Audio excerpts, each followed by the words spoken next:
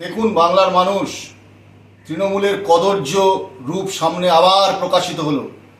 নির্বাচনের পরে মানিক রায় ময়নাগুড়িতে থাকতে পারছিল না। কংগ্রেসের সক্রিয় কর্মী মানিক রায়কে ঘর ছাড়া হতে হয়েছিল, শিলিগুড়িতে আশ্রয় নিয়েছিল। সেখান থেকে গতকাল রাত্রে যখন ফিরে আসে, তারপরে তার বাড়িতে ভাঙচুর করা হয়। বাড়ি থেকে ডেকে নিয়ে গিয়ে তৃণমূলের বুথ সভাপতি নেতৃত্বে দুষ্কৃতকারীরা একদল তৃণমূলের কর্মী সংগঠিতভাবে গাছে বেঁধে পিটিয়ে পিটিয়ে খুন করলো মানিক রায়কে। কংগ্রেসের একজন সক্রিয় কর্মীকে বলি দিতে হলো আজকে শুধুমাত্র রাজনৈতিক কারণে। এই হচ্ছে বাংলা, এটা হচ্ছে মুখ্যমন্ত্রীর জিঘাংসার বাংলা, এটা হচ্ছে পশ্চিমবাংলার তৃণমূল কংগ্রেস পরিচালিত সরকার, যেখানে বিরোধিতা করলে, বিরোধী স্বর থাকলে তাকে পিটিয়ে পিটিয়ে খুন হতে হয়।